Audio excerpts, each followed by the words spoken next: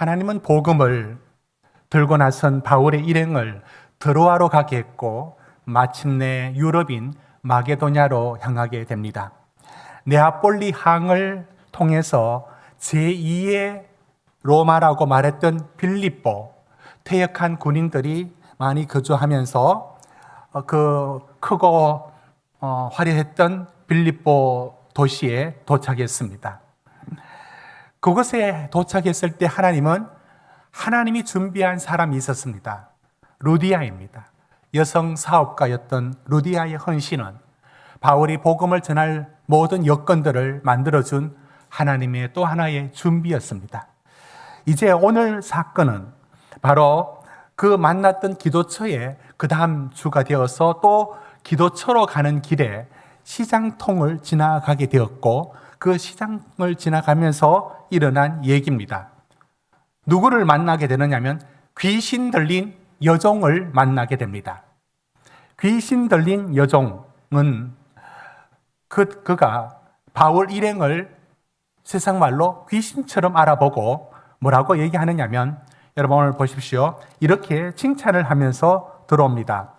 17절을 우리 읽어봅시다. 16장 17절입니다. 시작. 그가 바울과 우리를 따라와 소리질러 이르되 이 사람들은 지극히 높은 하나님의 종으로서 구원의 길을 너희에게 전하는 자라 하며, 우리 16절 안 읽고 17절만 읽으면 지금 이게 얼마나 맞는 말이고 여기 틀린 구석이 어디 있습니까? 정말 제대로 알아보죠.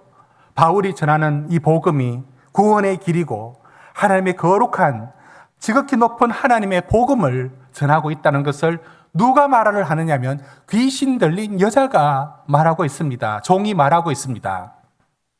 그런데 이 말이 틀린 말이 아닌데 여러분 문제는 귀신 들린 여자가 그가 돌아선 게 아니라 귀신 들린 채로 이 말을 합니다. 그럼 어떻게 될까요? 이 맞는 말, 당신은 하나님의 거룩한 복을 전하고 구원을 베푸는 지극히 높으신 하나님의 사람들입니다라고 하는 이 맞는 말이잖아요. 그런데 이 맞는 말이 귀신 들린 여종의 입으로 말해질 때 자신은 또 점치는 일을 행하고 있지 않습니까? 이 두 가지가 양립할 수 있습니까? 그러면 이 한 가지 맞는 말을 한다는 것이 그가 점치고 살아가는 이 모든 것들을 어떻게 같이 갈 수 있습니까? 그러니까 때로는 칭찬으로 방해를 할 수 있어요. 칭찬하는 게 오히려 방해가 될 수 있습니다. 이게 바로 그 귀신 들린 여종이 했던 일들입니다. 바울이 이걸 며칠은 참았습니다. 18절 보십시오. 며칠은 참았습니다. 직접적인 방해를 안 했으니까. 그러나 이것이 결국엔 복음에 혼선을 줄 것 같아서 바울은 가만두면 안 되겠다 해서 그 여종에게서 귀신을 추방합니다. 이게 즉시로 이루어졌습니다. 18절 보십시오. 예수의 이름으로 나가라 하니까 즉시 귀신이 나갔습니다. 여러분 이거 잘된 일 아닙니까? 얼마나 좋은 일입니까? 한 인생이 귀신이 들렸다라고 할 때 여러분 귀신 들린 사람은 정신분열하고 굉장히 가깝습니다. 정신분열인지 귀신 들리는지 왜 분간하기 힘드냐면 드러나는 현상이 비슷합니다. 정신분열은 두 가지 인격이 자기 자신의 인격이 분열되어 있습니다. 또 다른 인격이 같이 움직이고 있습니다. 그게 꼭 귀신 들린 사람이 그렇습니다. 다른 인격의 존재가 그 속에서 움직이니까 도대체 어느 말이 그때 달라지고 누가 말이 맞는지 모릅니다. 그런 피폐해질 수 있는 귀신 들린 여종을 그 귀신을 추방했지 않습니까? 이건 생명의 역사 아닙니까? 그러면 고맙다고 해야 되는 것 아닙니까? 전혀 그렇지 않습니다. 어떻게 됐나 보십시오. 이렇게 되고 보니까 오히려 이렇게 나옵니다. 여러분 19절 같이 읽습니다. 시작. 여종의 주인들은 자기 수익에 소망이 끊어진 것을 보고 바울과 실라를 붙잡아 장터로 관리들에게 끌어갔다가 고마워하기는커녕 왜 내가 돈 잘 버는 이 귀신 들린 이 여종의 귀신을 왜 쫓아버리냐고 말합니다. 한 사람이 회복되고 한 사람이 건강을 찾는다는 것에 대한 관심은 하나도 없고 자기 수입 모든 게 거기 달려 있었습니다. 그래서 어떻게 하냐면 바울과 실라를 고발하는데 고발할 때는 다른 말을 합니다. 20절 보십시오. 이렇게 말합니다. 유대인들이 와서 우리 성을 심히 요란하게 하는데 21절 로마 사람이 우리가 받지도 못하고 행하지도 못할, 여러분 빌립보가 제2 로마라고 했죠. 로마 사람들이 많이 거주했고 로마 시민권을 가진 사람들이 많이 거주했습니다. 그래서 이걸 마치 로마인과 유대인으로 서로 양분하여 자기 이익 끊어진 것 때문에 고발해놓고 고발은 안 하고 이게 지금 나쁜 우리 질서를 무너뜨리는 우리 사회에 어지럽히는 거라는 이름으로 고발을 하는 겁니다. 그러면 법적으로 따져야 되지 않습니까? 그거 따지지 않습니다. 22절 보십시오. 그걸 고발하면 법적인 따짐은 있어야 되는데 없고 바로 옷을 찢고 벗기고 매로 치라고 합니다. 이건 불법이죠. 그러니까 이 주인들이 어떤 힘을 행사해서 이 바울과 실라를 때리고 옷을 찢어버리고, 여러분 여기서 때린다는 게 뭡니까? 살점이 찢어나가는 그런 채찍질 아닙니까? 그렇게 모질게 하고는 24절 보십시오. 옥에 가두어 버리는데 옥에 넣고도 무슨 흉악범도 아닌 바울과 실라를 어디에 채웠다고 되어 있느냐면 깊은 옥에 가두고 발을 착고에 채웠다. 여러분 발을 착고에 채울 만큼 바울과 실라가 흉악범도 아니지 않습니까? 그런데 착고에 채우면 어떻게 됩니까? 사람이 새우처럼 허리가 딱 접혀서 꼼짝달싹 못합니다. 이렇게 만들어 버렸다는 얘기입니다. 오늘 저는 이 이야기를 읽으면서 여러분 선교의 현장에서 점치는 여종을 만나는 일은 있을 수 있는 일이고 이건 그 여종이 영적인 상태가 좋지 않다는 것을 말하고 있음을 압니다. 그런데 영적인 상태가 좋지 않은 이 점치는 여종이 문제라기보다는 그 여종을 이용해서 돈벌이로 삼고 착취하고 있는 이 사람들은 뭡니까? 그러니까 제가 던지는 오늘 본문에서의 질문이 이겁니다. 점치는 여종이 가진 영적인 문제는 문제예요. 그러나 그보다 더 큰 문제는 점치는 여종을 이용해서 멀쩡하게 생긴 사람이 영적인 문제가 없어 보이는 사람인데 그 사람이 돈을 착취하고 그 여성을 수단 도구화해서 귀신 들린 것을 회복시켜 줘야 되는데 그걸 갖고 수단으로 이익을 챙기는 이 구조. 그래 놓고는 이걸 다른 어떤 돈을 썼는지 힘을 썼는지 고발해가지고 감옥에 넣어버리는 이 일들은 여러분은 어떤 문제를 가졌다고 봅니까? 여러분 그렇습니다. 귀신 들린 여종이 영적인 어둠에 속했다면 이 여종을 이용해 먹고 있는 이 사람들은 너무나 정상적이고 일반인처럼 보이고 영적인 문제가 없어 보이는데 제가 보기엔 이 사람이 더 큰 영적인 어두움에 사로잡혀 있는 건 사람은 아닐까요? 여종은 쪽집게처럼 맞추는 점치는 능력으로 이게 영적인 문제가 있는 것이라면 이걸 이용해서 겉으로는 멀쩡한데 이거로 착취하면서 사람을 도구화하며 돈벌이로 삼고 있는 이 사람이 사로잡혀 있는 영은 무엇일까요? 그 귀신 들린 여자만 귀신이 들렸습니까? 이 주인은 더 큰 악에 의하여 사로잡혀 있다라고 저는 보여집니다. 그런가 하면 여기에 한 걸음 더 나아가 그렇게 무고한 바울과 실라를 법적인 어떤 조치도 하지 않으면서 바로 옷을 찢고 때리고 깊은 어둠 감옥에 쳐넣어버리고 착고에 채워버리는 이 사회적인 구조와 시스템, 이것은 괜찮은 건가요? 여기에는 악이 없는 걸까요? 여기는 더러운 귀신이 붙어 있는 자리가 없는 것일까요? 라는 문제로 오늘 말씀을 전하려고 합니다. 여러분, 우리는 피폐해진 한 영혼을 귀신이 쫓겨나면 살아났을 때 그게 얼마나 기쁜 일인지, 그 주인이 수입과 상관없이 그게 인간적으로 기뻐해야 될 일이고 또 다른 일을 시키면서 그 일을 손을 떼야 되지 않겠습니까? 근데 그렇지 않습니다. 저는 귀신 들린 여종보다 귀신 들린 여종을 이용해 먹고 있는 이들의 붙들려 있는 영이 더 악한 영이 붙들고 있음을 말씀을 전하고 싶습니다. 이런 사건이 어디 또 나오느냐면 예수님이 이방인 도시인 거라사인이라고 하는 지방에 갔을 때 한 광인 미친 사람이 무덤에서 사람들이 하도 사납게 구우니까 쇠사슬로 묶어놨어요. 그런데 그 사람이 그 광인이 돌을 갖고 자기 몸을 자해하면서 미쳐서 마구 부르짖고 있습니다. 예수님이 지나가게 되었어요. 그를 보고 예수님은 그 사람과 그 안에 든 귀신을 언제나 분리합니다. 그 사람은 긍휼히 여기죠.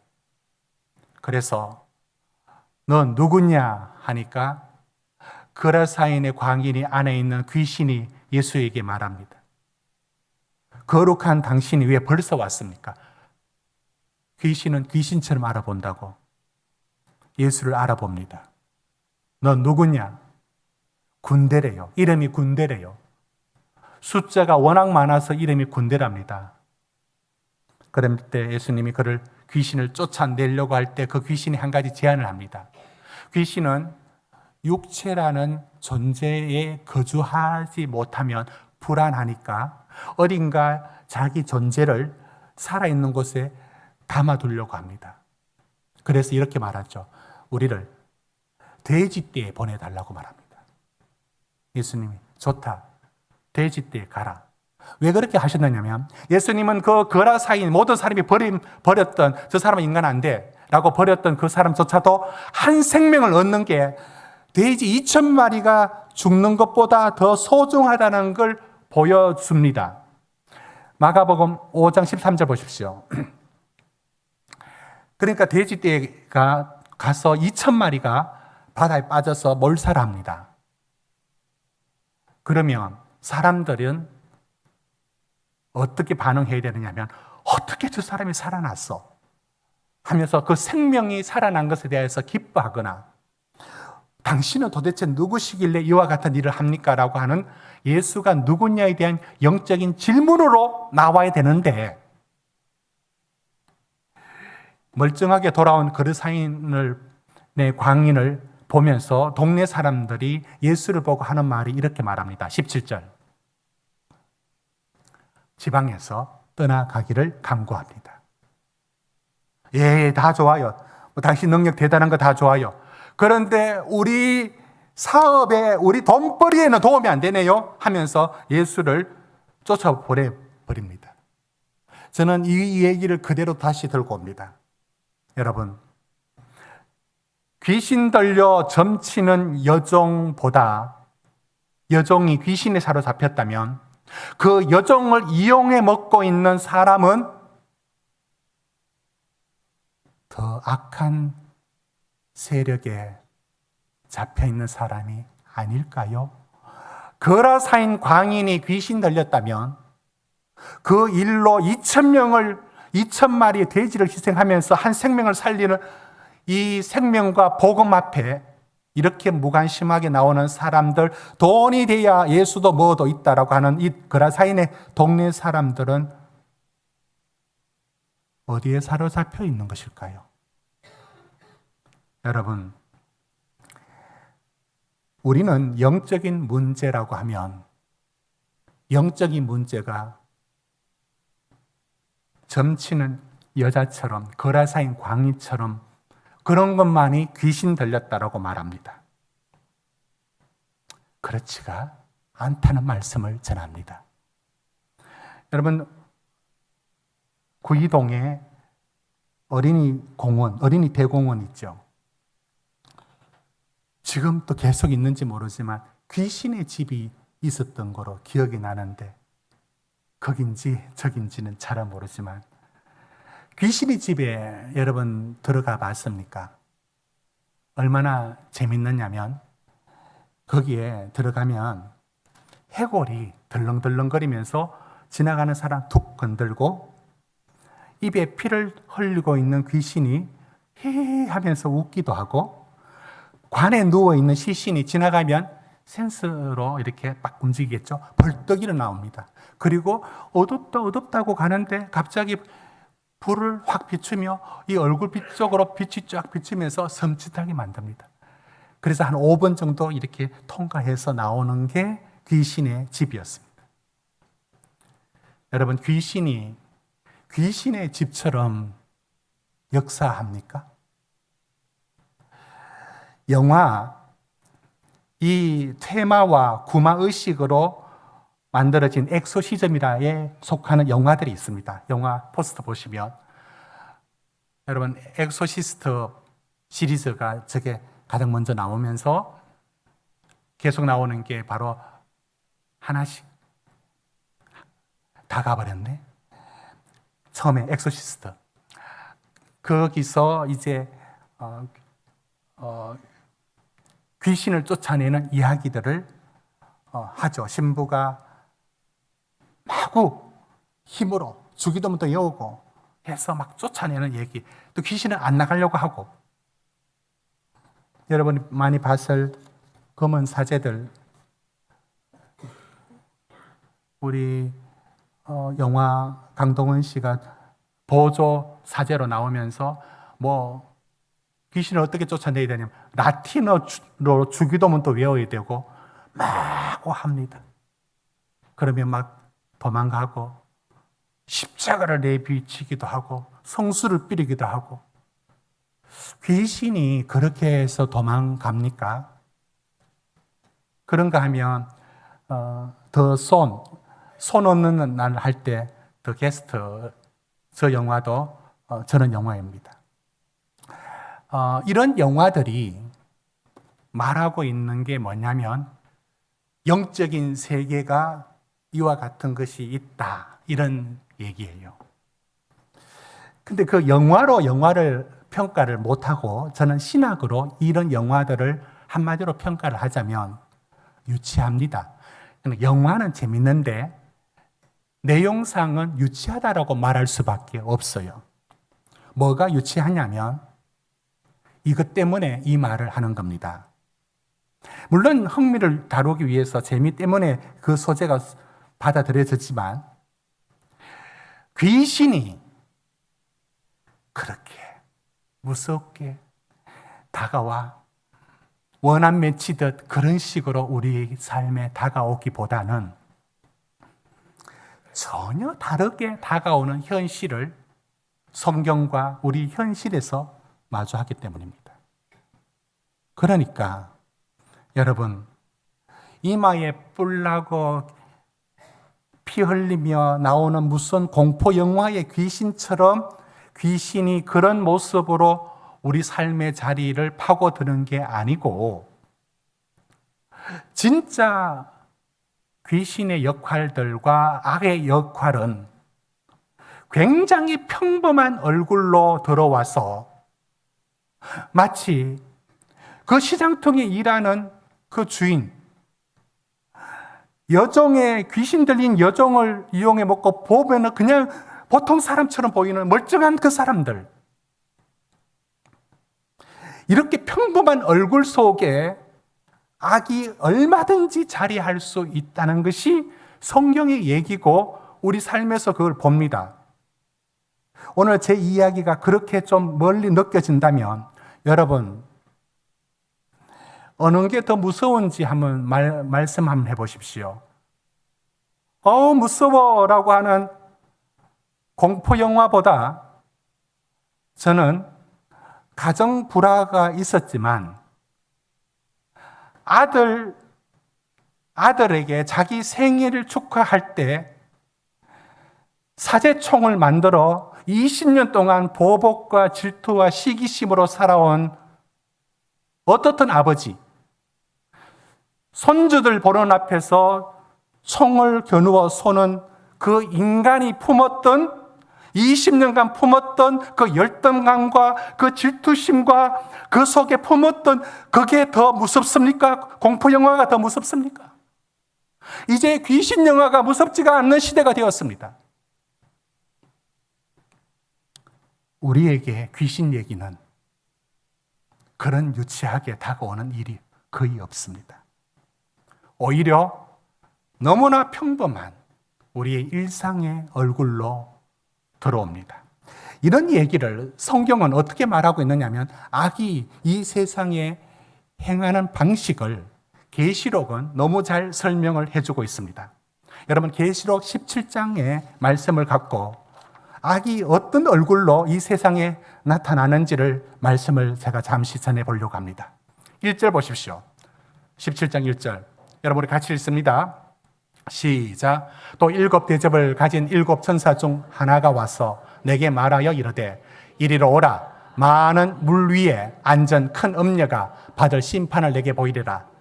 여러분 어디 주목하느냐 하면 많은 물 위에 앉은 큰 음녀가 무엇인지 봐야 됩니다. 많은 물이 뭘까요? 그런데 그 많은 물이 뭔데 큰 음녀가 그 자리에 앉아 있습니까? 15절로 갑니다.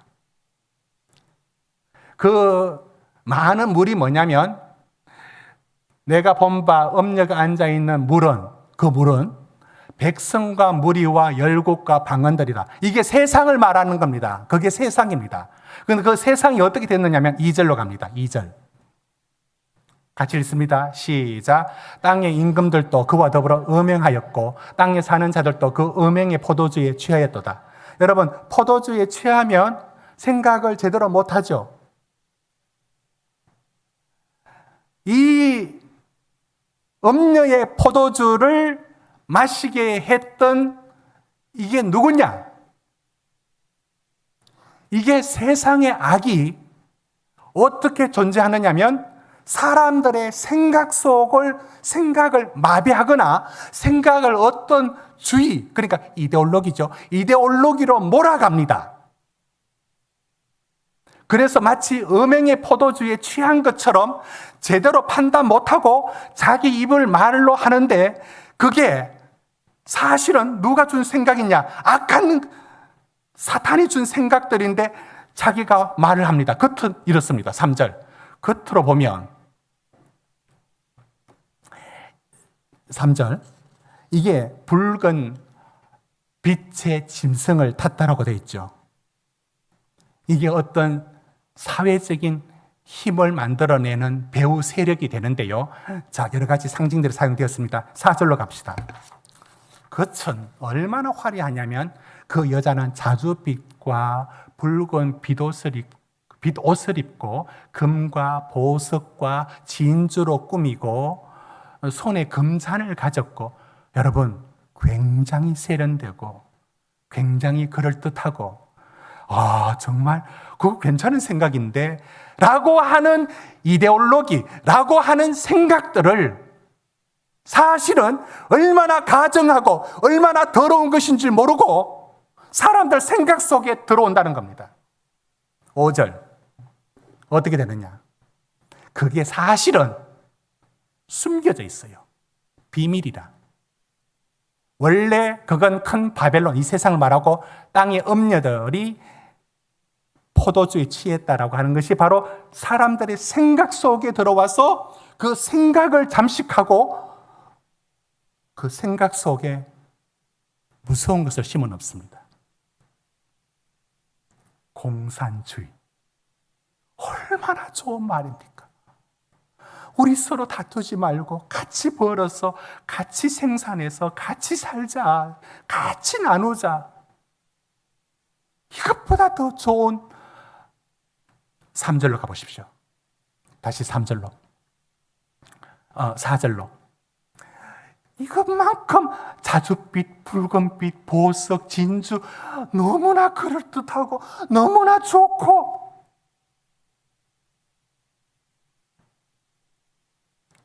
이렇게 들어옵니다. 귀신의 얼굴로 나오지 않습니다. 귀신 들린 여종을 얼굴이 아니라 오히려 더 큰 악은 이 세상에 평범한 그 여종을 이용해 먹고 있는 사람이 붙들려 있는 그 생각들 속에 더 악한 게 들어 있습니다. 그 정체가 어떤 것이냐? 6절. 거기에 세상은 놀라지 않습니다. 그러나 제대로 보면 그게 얼마나 놀라운 일인지 알게 됩니다. 7절로 갑니다. 거기에 실체가 여자와 그가 탄 7머리와 10뿔 가진 짐승의 비밀을 그게 사실은 사탄으로부터 왔다고 말합니다. 8절. 그게 무적행으로부터 올라와 있는 것들입니다. 여러분, 제가 오늘 이 말씀을 전하는 이유는 세상의 악이 귀신 들린 영적인 눈에 보이는 그분들만의 문제가 아니라 너무나 정상적이고 때로는 세련되게 보이기까지 한 사람들의 생각 속에 들어온다고요. 그게 악이라고요. 그게 한 주의가 되면, 그게 집단화되면 이데올로기가 되고 모두 다 죽어나가도 누구도 그걸 멈출 수 없게 됩니다.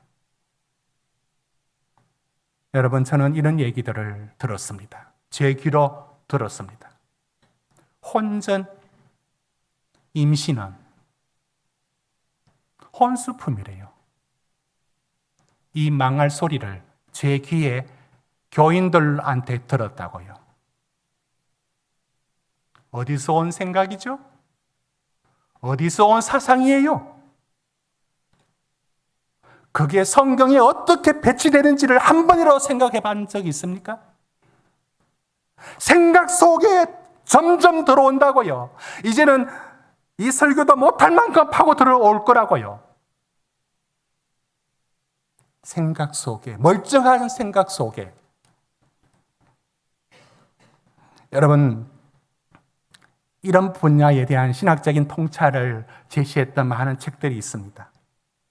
특히 2차 대전 이후에 여러분 홀로코스트란 말 들어봤습니까? 나치 정권에 의해서 유대인 600만 명이 주로 가스실로 의해서 총알을 또 아까우니까 가스실에 넣어서 소각해 버렸습니다. 그들이 사용했던 언어에 대하여 사람들이 이제 말을 하기 시작합니다. 누구 한 사람도 나쁜 말을 쓴 적이 없어요. 나치 공무원들이 쓰고 있는 용어들 한번 보여주십시오. 이렇게 쓰고 있습니다. 최종 해결책. 저게 무슨 말인지 아십니까? 유대인들을 학살하는 말을 은유적으로 최종 해결책이라고 씁니다. 특별 처리는 이제 처형을 의미합니다. 이주, 가스실에 넣는 일을 이주라고 말합니다. 노동, 일하는 거 아닙니까? 저게 사실은 강제 노동이고 죽도록 일할 시켜서 죽이는 일입니다. 평범한 저 말들, 은유적인 표현들, 저 속에 다 감추고 있어요. 저 속에 얼마나 사악한 짓인지를 다 감추고 있다고요. 유대인들을 살해하기로 결정한 것을 결정화,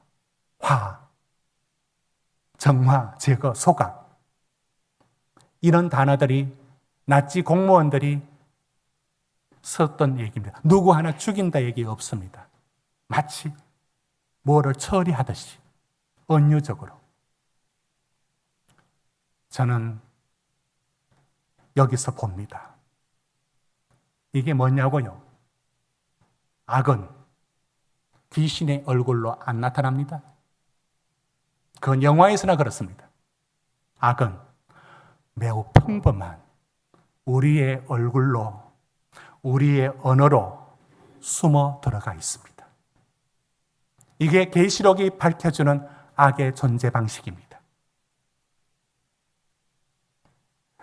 저는 여야를 떠나 지난 한 주 동안 저는 우리 사회가 정말로 아직 멀었구나를 느껴봤습니다. 한 의원이 장관으로 임명되는 과정에 그 보좌관으로 있던 사람들이 자기 그 말하면 이제 거기서 그 세계에서는 끝나는 겁니다. 내가 이런 갑질을 당했다. 마지막 호소를 하면서 몸을 던져서 막아내려고 하는데 한 집단적으로 끝까지 옹호하고 있는 세력들. 저는 여야에 대한 판단이 아니라 왜 약자들을 착취하는, 약자들에게 갑질하는 그 많은 사람들의 호소를 딱 막아치면서 이건 마녀 사냥식으로 하면 안 돼 라면서 실드 치며 가로막고 있는 세력들. 저는 농담 삼아 얘기해 봅니다. 귀신이 서울의 어느 동네에 제일 많을까요? 여의도입니다. 인간의 생각 속에, 진영 논리, 집단 논리 속에 옳고 그러면 다 소용없어. 그들이 가진 선이 뭐길래 그 약자들이 마지막 비명을 지르는 소리까지 몰살시키고 끝내 세우려고 하는 이 발악하는 모습들 속에서 우리 사회는 정의가 없어 권력과 힘에 의하여 그리고 또 다른 진영 논리에 의하여 모든 선은 가려지고 있음을. 귀신은 귀신의 얼굴로 나오지 않습니다. 오늘 우리를 움직이는 건 뭘까요? 어떤 미움, 탐욕, 겉으로 아무 표시도 나지 않는 돈이 전부인 생각들, 자녀 양육에 대한 삐뚤어진 생각들, 그 생각들 속에 악이 거주할 틀을 만들어내고 거기 둥지를 만들고 있어요. 평범한 언어들, 평범한 얼굴을 하고서 말입니다. 여러분 그거 분별할 수 있겠습니까? 이렇게 세상은 다가오지 않습니까? 로마서 12장 1절 2절에 그래서 이렇게 말씀하고 있습니다. 우리 같이 읽겠습니다. 시작. 그러므로 형제들아 내가 하나님의 모든 자비하심으로 너희를 권하노니 너희 몸을 하나님이 기뻐하시는 거룩한 산 제물로 드리라. 이는 너희가 드릴 영적 예배니라. 너희는 이 세대를 본받지 말고 오직 마음을 새롭게 함으로 변화를 받아 하나님의 선하시고 기뻐하시고 온전하신 뜻이 무엇인지 분별하도록 해라. 여러분, 내가 가진 교회에 대한 생각들, 내가 가진 자녀 양육에 대한 생각들, 내가 가진 사업과 노동에 대한 생각들, 그 속에 이 세상이 준 것이 여러분 안에는 들어있지 않습니까? 평범한 언어 속에 감추어져 있지는 않습니까? 예수님은 일찍 이렇게 말씀하셨어요. 가라지 비유에서 이렇게 말씀했죠. 알곡을 뿌렸는데 그 가라지가 자라고 있습니다. 종들이 와서 말합니다. 주인님, 우리가 여기 곡식을 심었는데 이 가라지가 자라고 있습니다. 그때 예수님이 뭐라고 말씀했는지 아십니까? 당장 뽑아라 하지 않았습니다. 왜요? 13장 29절 30절 말씀 보십시오. 이렇게 말합니다. 가만둬라. 가라지를 뽑다가 곡식까지 뽑는다. 이 두 가지는 귀신의 얼굴처럼 눈에 보이게 드러나지 않고 언제나 섞여 있습니다. 언제나 알곡과 가라지가 섞여 있다고요. 둘 다 수수 때까지 가만둬라. 수습 때 내가 불사라 단을 묶어서 그건 불로 사르고 곡식은 곡간에 넣겠다. 그러면 지금 저 심판이 있기 전까지 이 세상은 악은 어떻게 있습니까? 가라지는 어떻게 존재합니까? 너무나 평범한 우리의 지금의 얼굴로 생각 속에, 우리 언어 속에 악이 들어옵니다. 어떤 이들은 정치에 빠져들어 모든 기준이 그것입니다. 어떤 이는 돈이 전부입니다. 어떤 이는 원망과 탐욕이 사로잡혀 있습니다. 어떤 이는 교회에 대한 잘못된 생각들로 들어가 있습니다. 그건 귀신의 얼굴로 다가오지 않습니다. 평범한, 그러나 그 생각 속에 무적행에서 온 생각들이 있어요. 성령이 주신 생각이 아니라 악한 것이 준 생각들이 저 멀리 있는 게 아니라 오늘도 우리를 침범하고 가로채고 우리를 움직여 갈 수 있습니다. 원망과 보복과 미움으로 하루 정도 살면 됐습니다. 지속하지 마십시오. 둥지 만들지 마십시오. 세상적인 생각이 아무리 그럴듯해도 여러분 입에 들어오지 마십시오. 그 속에 악한 귀신보다 더 더러운 것이 묻어져 나옵니다.